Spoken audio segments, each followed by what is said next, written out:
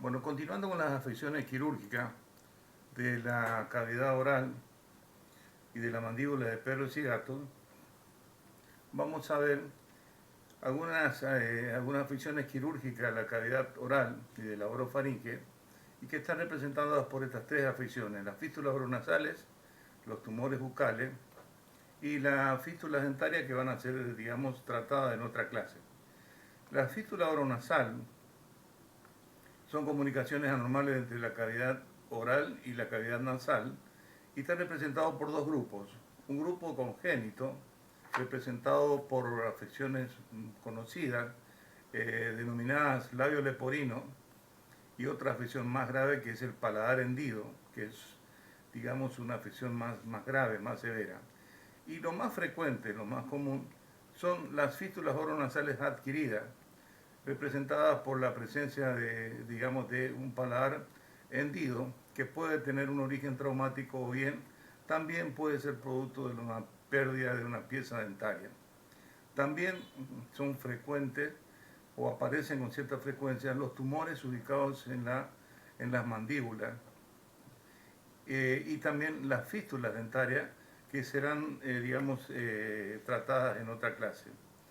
Con respecto a estas afecciones de la cavidad oral, debemos hacer una salvedad. Aquellas patologías que son, digamos, de tipo congénita, aparecen en con la vida misma del paciente. Por lo tanto, es responsabilidad del profesional hacer un buen examen desde el momento mismo del nacimiento del paciente, digamos, de la cavidad oral, para detectar la presencia de esas patologías que son de tipo congénita, como habíamos dicho anteriormente, representado por el paladar hendido o labio leporino.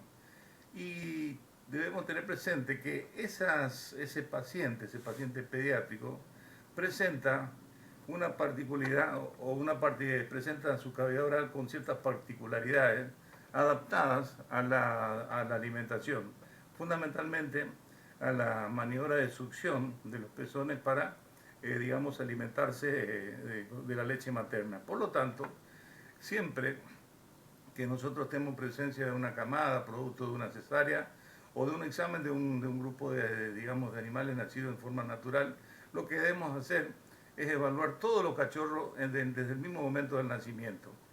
Y para eso se tiene que hacer una observación comenzando por la cabeza, a efecto de detectar la presencia de estas afecciones congénitas representadas por el paladar, digamos, afecciones que se asientan en el paladar y que son, digamos, que se presentan o se puede presentar con cierta frecuencia, fundamentalmente en casos de consanguinidad. También no solamente debemos hacer ese examen de la cavidad oral, sino que evaluar otras patologías de tipo congénita. Pero fíjense la particularidad de este paciente pediátrico, que se caracteriza porque tiene dos particularidades. Están adaptadas ambas a mejorar la producción de la presión negativa durante la succión del pezón y extraer la leche materna. Está representado por una lengua que tiene un gran desarrollo, digamos, de la lengua, y un paladar blando, duro, abovedado, de tal manera de que se adapte totalmente en esa boca al pezón para producir el succionamiento de la presión negativa. Con el paso del tiempo y al cambiar de, digamos, de alimentación, la lengua sufre un pequeño retroceso, el paladar deja de ser abovedado, porque si ustedes observan un paladar de un perro, normalmente es un perro que el paladar no es abovedado. Es decir, de que ustedes van a encontrar en este paciente, digamos, adaptaciones necesarias para producir la presión negativa durante el mamado y poder alimentarse succionando los pezones de la madre. Eh, eh, no es difícil examinar la boca, porque solo abriendo se van a encontrar con que pueden observar tranquilamente la cavidad oral. Estas fístulas oronasales, como dijimos, tienen dos orígenes. Uno de origen congénito y otro de origen adquirida. La fístula oronasal congénita es la comunicación anormal entre la cavidad bucal y la cavidad nasal, que interesa el labio superior el premaxilar, el paladar duro y el paladar blando. El paladar primario, digamos, el paladar se divide en dos partes. Por un lado, el paladar primario, que da origen a un tipo de hendidura o de patología, digamos, del paladar, y está constituido por digamos, esa primera parte, por el paladar primario, que está formado por el labio y el premaxilar, y su cierre incompleto se denomina hendidura primaria o labio leporino, labio partido. Ese labio leporino representa una hendidura primaria, o también, como dijimos anteriormente, se denomina labio leporino y afecta únicamente digamos, al labio superior y al premaxilar.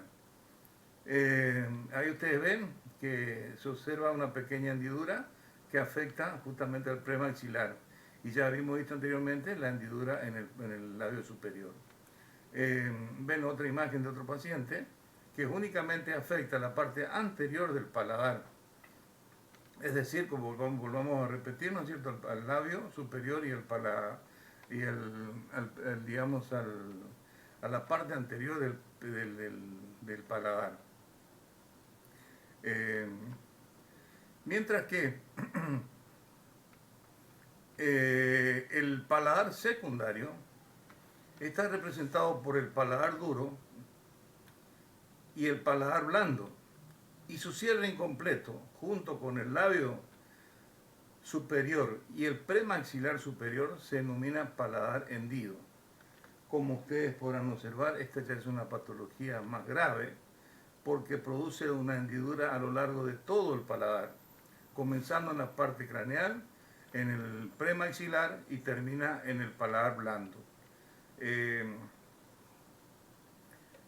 Los exámenes complementarios ante la presencia de estas patologías para tomar alguna resolución, digamos, médico-quirúrgica, están relacionadas, generalmente no tienen mayor inconveniente, porque por la patología en sí no son necesarios algunos exámenes complementarios. Solamente podría sugerirse la realización de una radiografía del tórax, digamos, para detectar la presencia de afecciones respiratorias. La etiología, los factores hereditarios generalmente son los que dominan o son los responsables de esta patología y que se hacen presentes a los 25 o a 28 días de gestación. También hay motivo, causa o etiologías nutricionales, hormonales y tóxicas. Lo importante es que esta patología está presente desde el nacimiento y su reconocimiento muchas veces, por falta quizás de un buen examen del paciente, se produce algunos días después, cosa que debemos evitar con un buen examen desde el comienzo mismo de la vida o del nacimiento del paciente. Los signos clínicos. Hay dificultad en la lactación, como ustedes podrán ver, derrame de leche por las fosas nasales durante la lactación, secreción nasal catarral o purulenta, porque fíjense ustedes que el pezón coincide con la hendidura, y eso hace de que cuando se produce la maniobra de succión, parte de la secreción láctea va a las vías respiratorias, hace falsa vía y desencadena problemas respiratorios. Eso trae aparejado algunos procesos infecciosos, digamos, en el aparato respiratorio, digamos, de tipo pulmonar, lo que produce un retardo en el crecimiento. También durante la lactación es frecuente encontrar en estos pacientes que tienen un síntoma importante, que es producen o provocan la presencia se presenta durante la lactación tos o estornudo. Y por supuesto, como dijimos, que hace falsa vía, llegando digamos, al aparato respiratorio, van a tener ustedes síntomas respiratorios o afecciones respiratorias en estos pacientes. La raza más afectada por lo general son pacientes de pequeña talla, brachiocefálicos como el pequiné, bulldog, el schnauzer en miniatura, el beagle, el cocker, y también los gatos que son de tipo siameses o brachiocefálicos. El manejo médico prequirúrgico de estos pacientes, es muy importante. ¿Por qué decimos esto? Porque no tiene otro tipo de tratamiento, sino que el tratamiento que tiene es un tratamiento primero médico para mejorar las condiciones de las complicaciones si las mismas existieran, pero el tratamiento definitivo está a cargo de maniobras quirúrgicas. Ese manejo médico prequirúrgico está, enfocado en asegurar una buena alimentación a los pacientes, cosa bastante difícil a veces de lograr. Se puede hacerlo mediante la alimentación con sonda nasogástrica, o que se colocan por nasogástrica o que se colocan por faringotomía, hasta llegar a las 8 semanas o 12 semanas, es decir, hasta los 2 o 12 meses, que es el periodo el periodo más corto de tiempo en la que se puede instaurar una cirugía. Es decir, antes de las 2 semanas, debido al tejido friable y a la anestesia, no se puede operar el paciente. Tenemos que esperar 2 meses a 3 meses de edad del paciente para poder operar. Debemos también tratar las complicaciones respiratorias en base a antibióticos, broncodilatadores, oxígeno, etc. Y muchas veces, acá para tratar de evitar las complicaciones, es tratar de encontrar la forma de alimentar al paciente de tal manera de obviar la posible complicación o de obviar, ¿no es cierto?, la falsa vía que pueden desarrollar estos alimentos ingeridos por estos pacientes.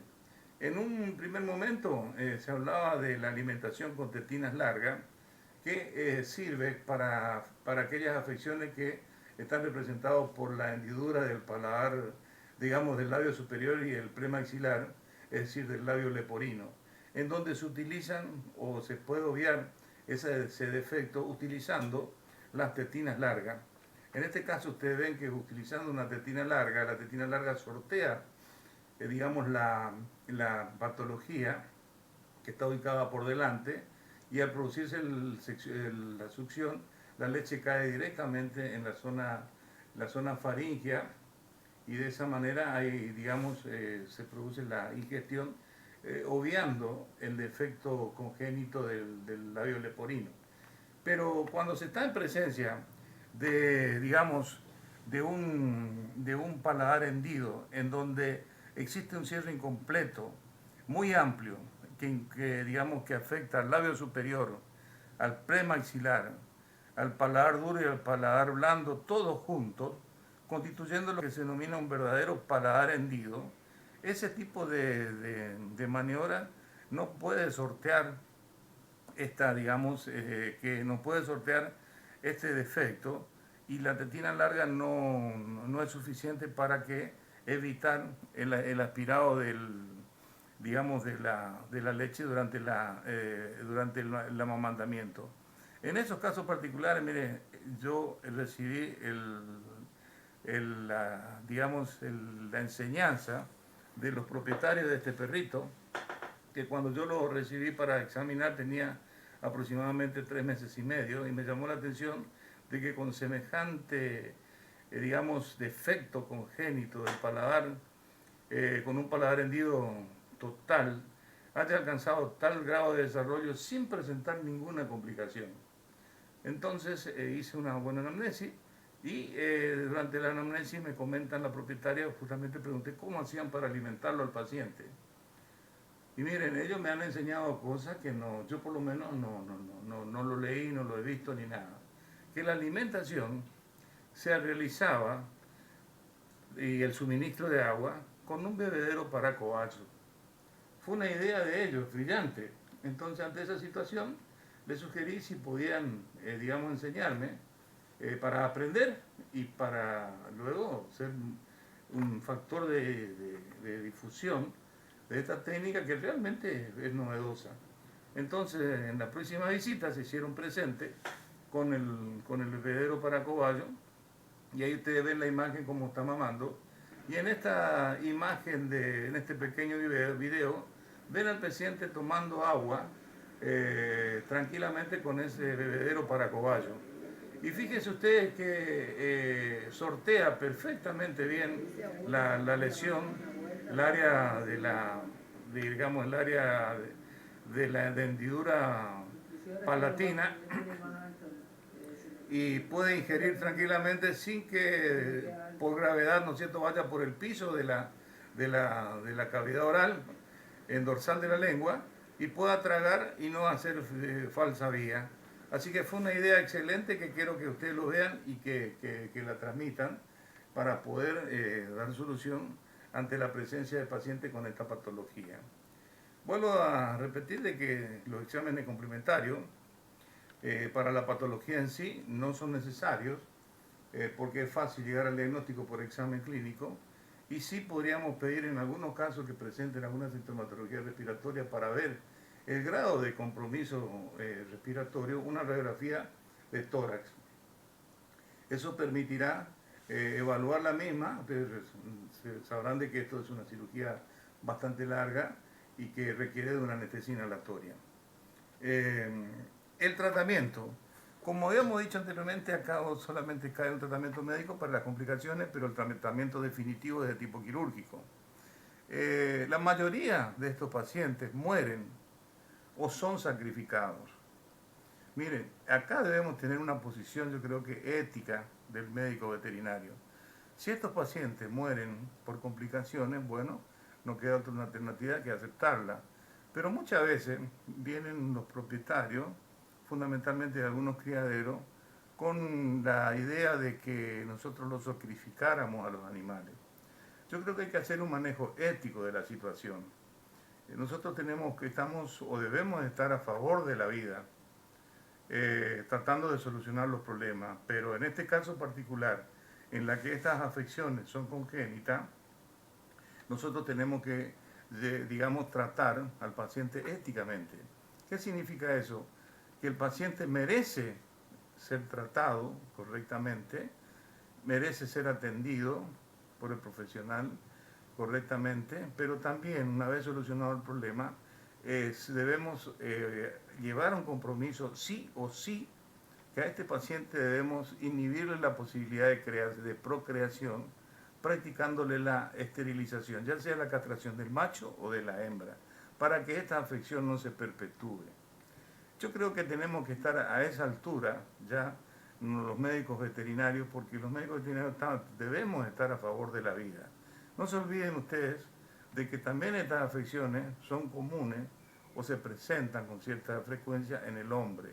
Y no quiero ahondar más por no herir susceptibilidades, pero ustedes saben bien de que en medicina humana existen técnicas y los médicos trabajan a destajo para devolverle la mayor capacidad funcional y estética de los pacientes que la padecen, cosa que me parece absolutamente ético. Y yo creo que eso es lo que nosotros tenemos que hacer también con estos pacientes, con una salvedad. En veterinaria nosotros podemos limitarla, pero debemos limitar la procreación para que esta patología no se eternice y no prolongue, digamos, no se prolongue en el tiempo. Llegando a un acuerdo con el propietario, en caso de que nosotros lleguemos a reparar quirúrgicamente, llegando a un acuerdo mediante la cual, recuperado el paciente, se debe realizar la esterilización del paciente, ya sea por castración, digamos, tanto en macho como en hembra. Pero creo que tenemos que hacer un manejo ético de la situación. La edad de la cirugía generalmente está ubicada dentro de los 2 meses, es decir, 8 semanas a 12 semanas, es decir, 2 meses a 3 meses. ¿Por qué motivo? Porque son pacientes que tienen una capacidad de recuperación mejor, de resistencia mejor a la anestesia, y además de un dato muy importante, los tejidos no son menos friables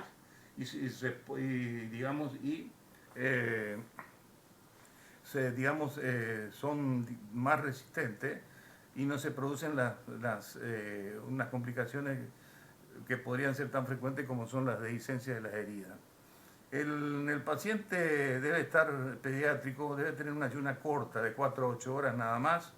Se debe intubar por faringotomía porque justamente Eso va a facilitar el abordaje quirúrgico de la zona, pero se debe hacer la intubación del paciente, cualquiera sea la anestesia utilizada, ya sea fija o sea una anestesia inhalatoria, porque ustedes saben de que es una zona muy sangrante y puede provocar durante el acto operatorio, si no tenemos la precaución de intubar al paciente, la inhalación o digamos, la absorción o digamos, el bloqueo de la zona faríngea por coágulos de sangre. Eh, También tenemos que hablar con el propietario diciéndole que la reparación es bastante compleja y no se va a lograr en un solo acto quirúrgico. Se van a requerir varias cirugías. Y vuelvo a repetir, acá debemos hacer un manejo ético del paciente, debemos atenderlo y los pacientes deben ser, una vez llegado, debemos llegar a un acuerdo con el propietario, que una vez que son tratados, estos pacientes deben ser castrados, deben inhibirse la capacidad de reproducción para que esta patología no se eternice. El tratamiento del labio leporino, es decir, cuando hay una hendidura primaria o labio leporino que afecta al labio superior y al premaxilar, consiste en realizar, digamos, una cirugía, digamos, reparadora que no es tan compleja. Miren, acá ven ustedes el gráfico en donde ustedes ven de que se hace un colgajo en la mucosa, sobre la mucosa, se hacen dos colgajos. Uno sobre la mucosa, digamos, nasal, podríamos decir, digamos, por debajo de la nariz, y otra en la mucosa labial. Ambos colgajos se unen y de esa manera, unidos ambos colgajos, ustedes separan la cavidad nasal de la cavidad oral. Y luego le queda la reparación del labio, la restitución o la reconstrucción del labio. Esa reconstrucción del labio se realiza mediante una sutura en colgajo, mediante dos incisiones, una practicada debajo en la zona infranasal, digamos horizontal, y otra en forma, digamos, de colgajo triangular en el labio externo, es decir, sobre el labio. La incisión practicada infranasal se separa y en esa separación se coloca, digamos, el colgajo formado por el labio superior externo y sobre esa se practican, digamos, puntos de sutura separados de tal manera de que de esa manera se logre la reconstitución de la zona del labio superior. Con referencia al tratamiento del paladar hendido o palatoquisis, es decir, digamos, a una situación más grave, existen dos técnicas posibles de aplicar. Una de las técnicas consiste en utilizar un colgajo bipediculado deslizante y siempre no debemos, digamos, olvidarnos que debemos reparar el paladar blando porque el paladar blando también está hendido. Y si no lo reparamos, va a haber una falsa vía, se va a provocar la falsa vía de la misma manera.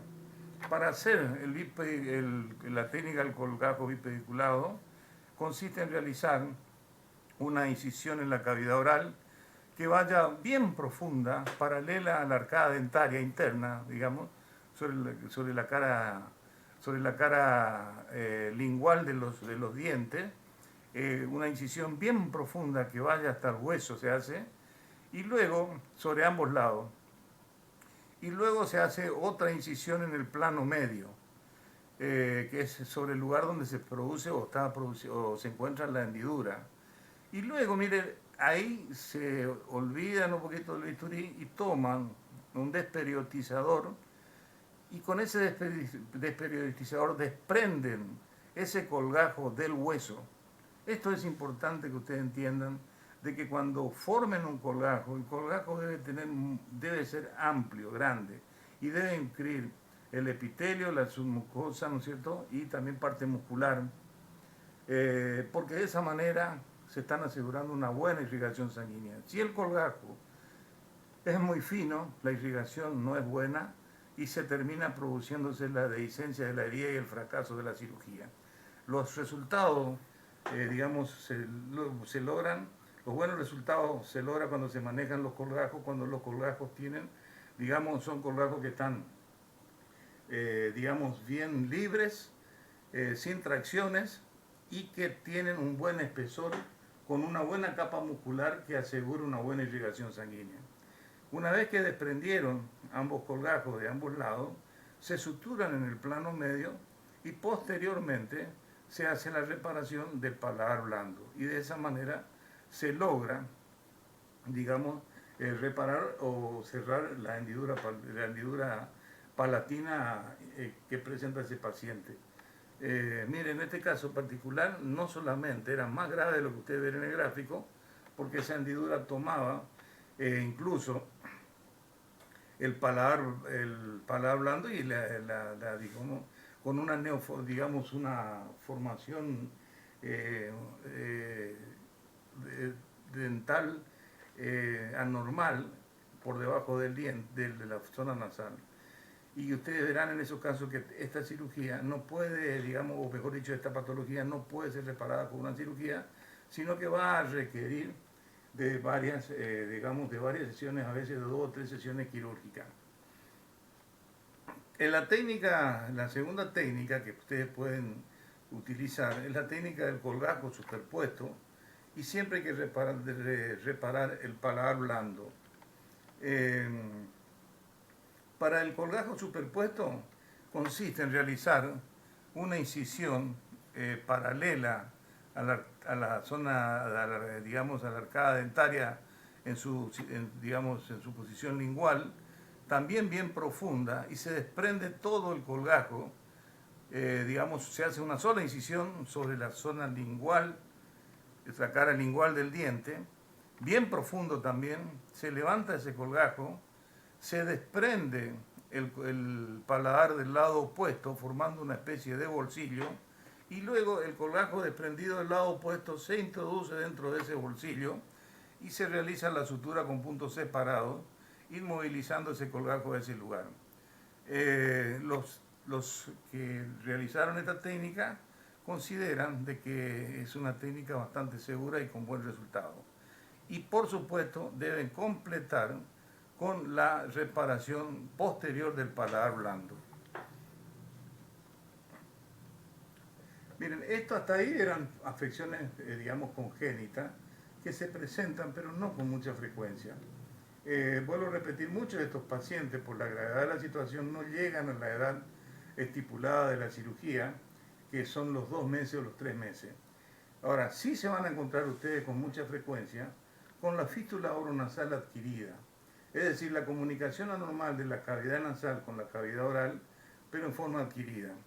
Ahí tenemos nosotros lo que se denomina el paladar hendido traumático.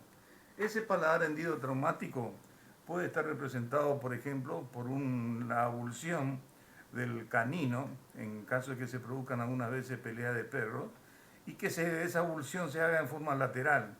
Esa avulsión lateral perfora el hueso y pone en comunicación la zona nasal, digamos la zona nasal con la cavidad oral una vez que se remueve ese colmillo.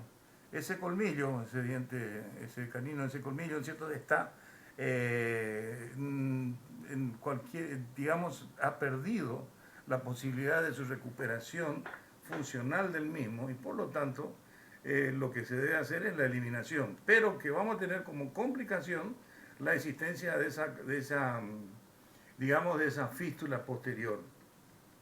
Ahí ustedes ven, en este caso, en este paciente, por una enfermedad periodontal, se ha caído el diente, se ha producido la eliminación, la caída del diente, y el orificio digamos, de la implantación del alvéolo se transformó en una fístula comunicando la cavidad oral con la cavidad nasal, con todos los inconvenientes que eso trae aparejado.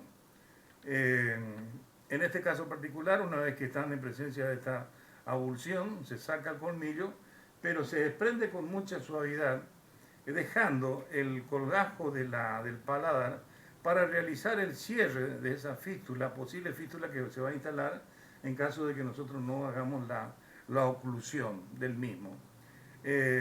Ahí ven ustedes la implantación que es, digamos, muy importante del colmillo en el alveolo dentario y también la fuerza que debe tener digamos,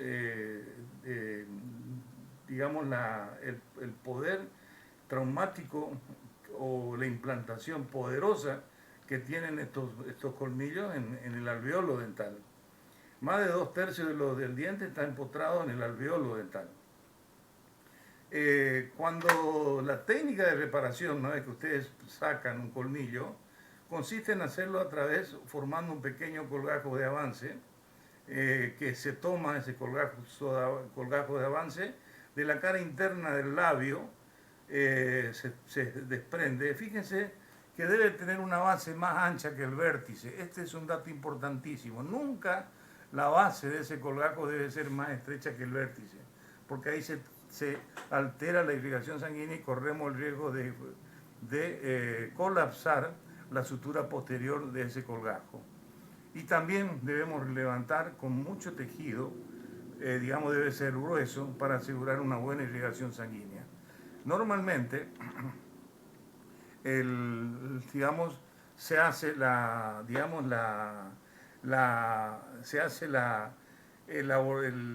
producción de este colgajo forma amplia para que podamos, viene a ser un colgajo bien largo, generalmente representa 3 veces el ancho del orificio, digamos, del colmillo o de la fístula, para que se realice una buena sutura en forma, digamos, no ajustada, que quede, digamos, una sutura libre, sin compresión, y de esa manera no tiene tracción en los bordes y hay una buena, digamos, reparación posterior.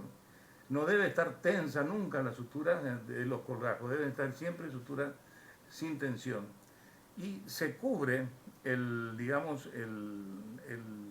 la fístula y se colocan puntos separados. Generalmente uno utiliza hilo absorbible, que responde bastante bien y su absorción se logra a los 30 a 45 días, pero ya en ese tiempo se produjo la cicatrización rápida. Recuerden de que estamos en presencia de un tejido sumamente irrigado con gran capacidad de cicatrización. Un detalle, siempre que ustedes van a hacer la sutura en estos tejidos, deben tener presente y examinar correctamente bien que no tengan complicaciones bacterianas. En la boca muchas veces existen enfermedades periodontales en estos dientes, y que si nosotros tratamos de reparar una fístula con una enfermedad periodontal, seguro que vamos a fracasar, como yo fracasé muchas veces. Y cuando me puse a pensar me di cuenta que estaba cometiendo un error. ¿Cuál era el error? Estaba suturando un tejido infectado. Y los tejidos, cuando hablamos de heridas, enseñábamos que las heridas infectadas no se suturan, y yo estaba suturando una herida infectada. Entonces, lo que debemos hacer muchas veces es extraer el diente, si está infectada la zona, se hace un tratamiento antibiótico y la fístula se cierra cuando se ha producido la recuperación de esa, cuando se ha superado la infección periodontal existente en la zona. En este caso de que el colmillo, la abulsión del colmillo se produjo por una acción traumática en donde no existía una enfermedad periodontal, sí se puede hacer la reparación, es decir, extirpar el colmillo y reparar la fístula en ese momento, porque no hay proceso infeccioso y vamos a tener una excelente recuperación o una excelente cicatrización posterior, como ustedes van a ver posteriormente. Es decir, de que se hizo el colgajo, se cubrió la fístula, se colocaron puntos separados. Vuelvo a repetir, el colgajo debe ser bien grueso, debe tener el epitelio de la mucosa y debe tener parte muscular también para asegurar una buena irrigación sanguínea. La base del colgajo, recuerden, debe ser más ancha que el vértice, porque de esa manera vamos a asegurar una buena irrigación sanguínea. Si ocurre lo contrario, tenemos mucha posibilidad de que se produzca un colapso de la sutura por falta de irrigación sanguínea. Luego se suturan con puntos separados y se cubre, por supuesto, cubriendo la fístula, y se colocan los puntos separados. Ahí ustedes ven, terminada la cirugía, se observa cómo se han colocado los puntos y se ha formado el colgajo sobre la fístula. Y miren, a los 21 días, cómo se produjo una recuperación excelente y se ha producido digamos, la cicatrización del colgajo y se ha producido la oclusión de la fístula. Realmente en 21 días se ha tenido una excelente evolución. Eh, las fístulas oronasales, ya establecidas por una pérdida dental, son bastante comunes en los animales gerontes. Y muchas veces nosotros la pasamos por alto porque no hacemos un buen examen de la cavidad oral. Pero yo les sugiero de que se haga siempre un buen examen de la cavidad oral. Acá ustedes ven un paciente que presenta una pérdida del colmillo, pero además y que en su lugar se instaló una fístula oronasal. Esa fístula oronasal era una fístula oronasal delgada y para su reparación, digamos, se hace un desprendimiento de todo el paladar. En primer lugar, vuelvo a repetir, el tejido no debe estar infectado. Se hace un desprendimiento digamos, de la mucosa a lo largo de toda la fístula. Bien se desprende de tal manera de que nosotros hagamos una sutura que no sea tensa y luego se aplican los puntos cerrando. Ven cómo se formaron los colgajos del paladar, incluso se desprendió del hueso, eso sería lo ideal. Se hace un desprendimiento del hueso, lo que hace que tengamos un buen colgajo que va a permitir una oclusión, o mejor dicho, una sutura no tensa, con buena irrigación de los colgajos. Se hace el cierre con puntos separados, digamos, de hilos reabsorbibles, y se da por finalizada la cirugía. Fíjense en la influencia, acá lo que yo más quiero que ustedes vean, la influencia negativa que produce en la salud del animal cuando se presentan en forma crónica, en este caso un paciente geronte de 15 años, una fístula oronasal bilateral en el lugar que estaban los dos colmillos. Era una fístula crónica que debido a una enfermedad periodontal perdieron los dos colmillos del lado derecho y del lado izquierdo. Y acá lo que se notaba era la presencia de un estado de nutrición malo. Vuelvo a repetir, esta fístula oronasal es llamada fístula oronasal adquirida por pérdida de canino por una enfermedad periodontal de evolución crónica. Miren, bien, ahí ustedes ven la fístula oronasal crónica del lado izquierdo. Del lado derecho también tenía y fue reparada en el mismo acto quirúrgico, pero si ustedes observan, el tejido se encontraba sin proceso séptico. Es decir, no había proceso infeccioso porque era un proceso crónico. Entonces podíamos decidir a realizar el cierre sin ningún tipo de inconveniente. Ahí ustedes ven el estado de la paciente y que debe ser sometido a un proceso, digamos, a una anestesia inhalatoria. Y se usó la misma técnica que el anterior perro sí se hizo, es el cierre de la fístula utilizando un colgajo de capa simple que se desprendió de la cara interna del labio, digamos, con un buen espesor y se cubrió la fístula. Ahí ustedes ven la reparación con hilo de sutura, digamos, reabsorbible. Esta es la del lado izquierdo. Y luego se hace un control fundamentalmente de peso a los 48 días. El paciente entró a la cirugía con un peso de 2,9 kg y fíjense el estado de nutrición. Y a los 48 días el peso fue de 3,350 kg. Observamos cómo se encontraba a los 48 días y fíjense que ambos colmillos, ambos fístulas oronasales, se encontraban totalmente cicatrizadas y ya se había solucionado, digamos, se había ocluido la fístula. Por lo tanto, la falsa vía que ocasionaba la presencia de esa fístula ya estaba ausente, no había problemas de alimentación, el paciente se podía alimentar normalmente. Como dijimos anteriormente, entró a la cirugía con 2,9 kg, a los 48 días se vuelve a pesar y se vio que tuvo un aumento de peso y alcanzó los 3,350 gramos, lo que representa un peso, fíjense ustedes, en 48 días de 450 gramos, recuperando un 15,5% de su peso. Y fíjense, el estado del paciente cambió completamente, lo que demuestra la importancia que tiene y además la calidad de vida que devolvemos a estos animales que tienen 15 añitos de vida. ¿eh?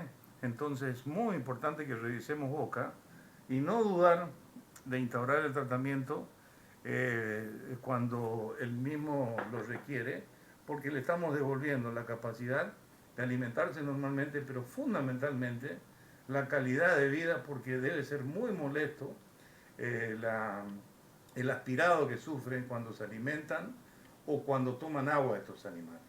Entonces yo pienso que por ahí tenemos que pensar también y tomar decisiones, por supuesto, fundamentadas, criteriosas, inteligentes, previo análisis de sangre, con todos los controles que hemos visto anteriormente. Pero los resultados son excelentes.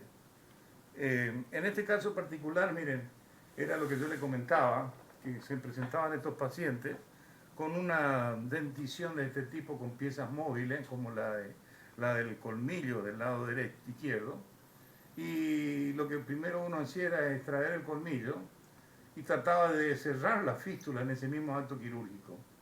Todos mis casos que hice de esa manera fracasaron, hubo dehiscencia de la herida y hubo que volver a operar otra vez a los 15, 20, 30 días. Y yo decía, acá debe haber algún motivo, un error. Sí, el error lo estaba cometiendo yo, porque estaba suturando una herida infectada. Entonces, a partir de ahí me puse a pensar un poquito, porque a veces uno piensa, y dije, vamos a hacer una cosa, vamos a sacar los dientes, vamos a hablar con el propietario, vamos a mostrarle, y vamos a proponerle el cierre recién cuando la lesión de la mucosa, la lesión bucal, la lesión de la fístula, no presente signos de infección. Y a partir de ahí no fracasó más ninguna cirugía de fístula oronosal adquirida o por extracción de los colmillos que presentaban una enfermedad periodontal. Entonces, miren cómo estaba ese diente. Entonces lo que hacíamos con este paciente es extraer el diente, lo dejábamos en esa situación para, reoperar al paciente cuando se superara totalmente la infección de la zona producto de esa enfermedad periodontal infecciosa.